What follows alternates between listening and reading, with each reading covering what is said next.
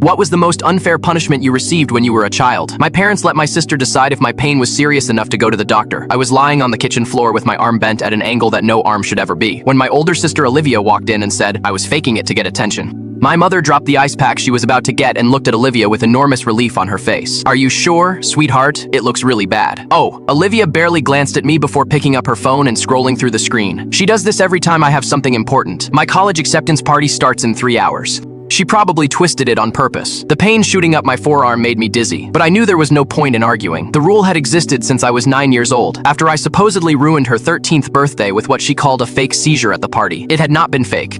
The hospital confirmed it was a severe allergic reaction to something in the cake, but Olivia convinced my parents that I knew about the allergen and ate it anyway to steal her attention. After that, every pain or illness needed my older sister's approval before I could go to the doctor. My dad came from the garage and saw me on the floor with my arm visibly broken, the bone making a horrible bulge under the skin that made me nauseous just looking at it. Olivia, what is your assessment? He asked with the same cold tone he used for work decisions. My sister finally took her eyes off her phone and came to look at my arm from about 3 meters away. She crouched down but did not even touch it. She just tilted her head and made a thoughtful sound. It is probably just a bad sprain. She is exaggerating because Taylor is coming to my party today, and she has that silly crush on him. My face burned with shame because the crush was true, but that had nothing to do with it. I had fallen off my bicycle trying to avoid Mrs. Peyton's dog that ran into the street. The fall was hard and fast. I heard the snap when my arm hit the asphalt.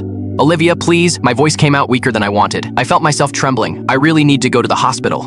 My mother exchanged a look with my father, and I saw that calculation happening in their heads. Taking me to the emergency room meant losing setup time for Olivia's party. It meant questions from staff about why they took so long. It meant Olivia getting angry with the attention turning to me. Let us just bandage it and see how you wake up tomorrow. My mother had already decided while getting the first aid kit from the cabinet. If Olivia is right, and it is just a sprain, we will have wasted 4 hours in the ER for nothing. My father nodded in agreement, and the two of them started gathering things while I stayed there on the cold tile floor with my arm throbbing in waves that made black dots dance in my vision. Olivia went back to her phone as if the matter were closed. She threw over her shoulder as she left the kitchen. Make her stay in her room during the party.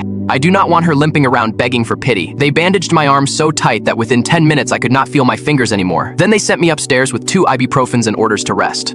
I could hear them setting up the party downstairs, hanging decorations and organizing food, while I sat on the bed looking at my arm that was already purple and swelling so much that the bandage was cutting into my skin. My phone buzzed with a message from my best friend Kira, asking if I was going to the party because my parents had invited half the neighborhood. I replied with my left hand that I could not. Fell off my bike, arm hurting. She responded immediately, asking if I had gone to the hospital. When I said no, she called me right away. What do you mean you did not go to the hospital? Your arm is broken, right? Her voice was worried, and I could hear car noise in the background, which meant she was already in her mom's car. Olivia said it is just a sprain, and my parents believed her. I have to wait until tomorrow to see how it goes. Just saying it out loud already sounded crazy, but that was how it worked at my house. Kira had known me since 3rd grade and knew about the rule. She had seen it happen several times. There was a long silence where I could hear her breathing and talking quietly with her mom. We are picking you up now. My mom said you need an x-ray right away. This is not normal parent behavior. This is medical neglect. I wanted to say that my parents would be furious if I left, that Olivia would make my life even worse than it already was. But the pain was unbearable, and I was scared of how my arm was looking. The party starts in an hour. Everyone will see you taking me. Olivia will freak out. Kira's voice got firmer. I do not care about Olivia's party. You could have a compound fracture or nerve damage. We will be there in 2 minutes. She hung up before I could complain more, and I just sat there feeling a horrible mixture of relief and dread about what would happen when my parents found out. I managed to put a sweatshirt over my bandaged arm, which sent new waves of pain that made me bite my lip until I tasted blood. I grabbed my wallet and phone with my good hand and went down the stairs right when the doorbell started ringing with the first guests. My mother was in the dining room arranging a charcuterie board and did not even see me leaving through the front door, where Kira and her mom were waiting in the car with the engine running. Mrs. Chen saw my arm and went pale. She started to say something but just shook her head and told me to get in. She took me straight to the emergency room. The ear doctor took one look at my arm and immediately ordered x-rays, her face getting more and more concerned as she carefully undid the bandage my parents had put on. How long ago did this happen? She was Filipino, about 40 years old, kind eyes that kept going from my face to my arm. About 3 hours. I fell off my bike. She wrote something on the clipboard, and I saw her jaw tighten. And you are only getting here now. Who bandaged this arm? I did not want to lie, but I also did not want to get my parents in trouble. So I just said that my parents had bandaged it and thought it was a sprain. The doctor looked at Kira's mom, and something passed between them, an adult understanding that made me even more scared. This is a complete fracture of both bones in the forearm. It needed immediate care. Just the swelling could have caused permanent damage.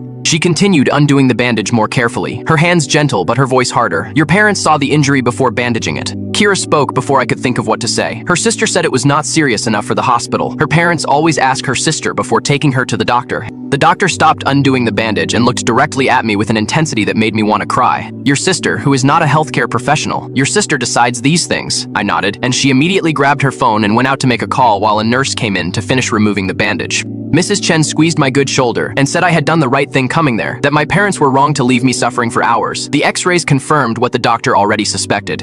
Both bones in my forearm were completely broken, and the way they had bandaged it ended up making everything worse, because it squeezed the fractured parts too tight. I needed surgery to put the bones in the right place, because those 3 hours of waiting left everything misaligned and swollen to the point that a simple cast would not work anymore. They admitted me right away and scheduled the operation for that same night, and it was